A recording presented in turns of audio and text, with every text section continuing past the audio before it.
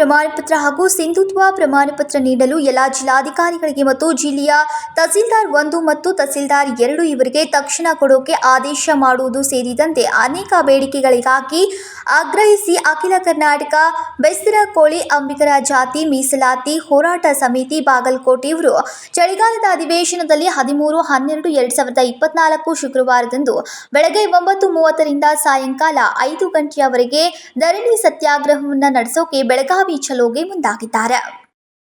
ಇದೇ ಡಿಸೆಂಬರ್ 13ರಂದು ಶುಕ್ರವಾರ ನಮ್ಮ ಟೋಕರಿಕೋಳಿ ಜಾತಿಯ ಪರ್ಯಾಯ ಪದಗಳಾದ ಅಂಬಿಗ, ಕೋಲಿ, ಕಬ್ಬಲಿಗ, ಬೆಸ್ತ ಜಾತಿಗಳನ್ನು ರಾಜ್ಯ ಸರ್ಕಾರದಿಂದ ಕೇಂದ್ರ ಸರ್ಕಾರಕ್ಕೆ ಶಿಫಾರಸು ಮಾಡಲು ಹಾಗೂ ಅಂಬಿಗರ ಚೌಡಣ್ಣ ಅಭಿವೃದ್ಧಿ ನಿಗಮಕ್ಕೆ 100 ಕೋಟಿ ರೂಪಾಯಿ ಅನುದಾನವನ್ನು ಬಿಡುಗಡೆ ಮಾಡಬೇಕು ಹಾಗೂ ಈಗಾಗಲೇ ಟೋಕರಿಕೋಳಿ ಸರ್ಟಿಫಿಕೇಟ್ ತೆಗೆದುಕೊಂಡವರಿಗೆ CRCL ಕೇಸ್ಗಳನ್ನು ದಾಖಲಿಸ್ತಿದ್ದಾರೆ, ಅದನ್ನು ಕೂಡ ತಡಿಬೇಕು ಹಾಗೂ ಇರ್ತಕ್ಕಂಥವರಿಗೆ ಟೋಕರಿಕೋಳಿ ಸರ್ಟಿಫಿಕೇಟ್ ಸರಳ ರೀತಿಯಲ್ಲಿ ವಿತರಣೆ ಮಾಡಬೇಕು ಎಂದು ಸರ್ಕಾರದ ಮೇಲೆ ಒತ್ತಡ ಹಾಕಲು ಧರಣಿ ಸತ್ಯಾಗ್ರಹವನ್ನು ಹಮ್ಮಿಕೊಳ್ಳಲಾಗಿದೆ.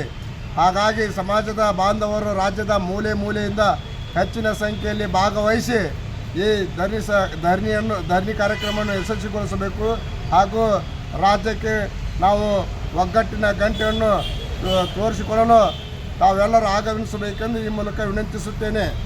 ಒಂದು 5 ರಿಂದ 6 ಸಾವಿರ ಜನಸಂಖ್ಯೆ ಬರುವ ನಿರೀಕ್ಷೆ ಇದೆ ನಮಗೆ ರಾಜ್ಯಾದ್ಯಂತ. ನಿಮ್ಮ ಹೆಸರು?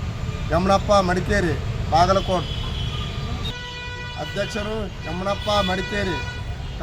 ಈಗಾಗಲೇ ರಾಜ್ಯ ಸರ್ಕಾರದಿಂದ ದೇವಸ್ಥಾನದ ಅರ್ಚಕರಿಗೆ ಸಂಭಾವನೆ ನೀಡಿ ಅವರ ಜೀವನಕ್ಕೆ ಅನುಕೂಲ ಮಾಡಿಕೊಟ್ಟಿರುವ ಹಾಗೆ ನಮ್ಮ ಸಮುದಾಯದ ಬಡ ಹೆಣ್ಣು ಮಕ್ಕಳು ತಲೆತಲಾಂತರದಿಂದ ಜೋಕುಮಾರನನ್ನ ಪೂಜಿಸುವುದರ ಜೊತೆಗೆ ನಾಡಿನ ಮಳೆ ಬೆಳೆಗಾಗಿ ಶುಭ ಹಾರೈಸುತ್ತಾ ಗ್ರಾಮಗಳಲ್ಲಿ ಸುತ್ತಾಡಿ ಜನ ಜಾನುವಾರುಗಳು ನೆಮ್ಮದಿಯಿಂದ ಇರಲೆಂದು ಜೋಕುಮಾರನನ್ನ ತಮ್ಮ ತಲೆಯ ಮೇಲೆ 7 ದಿನಗಳ ಕಾಲ ಈ ಪಾರಂಪರಿಕ ಆಚರಣೆ ಆಚರಿಸ್ತಾ ಬರ್ತಾರೆ. ಇಂತಹ ನಮ್ಮ ಸಮುದಾಯದ ಹೆಣ್ಣು ಮಕ್ಕಳಿಗೂ ಕೂಡ ಸರ್ಕಾರದಿಂದ ಸಂಭಾವನೆ ಮತ್ತು ಇನ್ನಿತರೆ ಸವಲತ್ತು ದೊರೆಯಬೇಕು ಅಂತ ಮನವಿ ಮಾಡಿದ್ರು.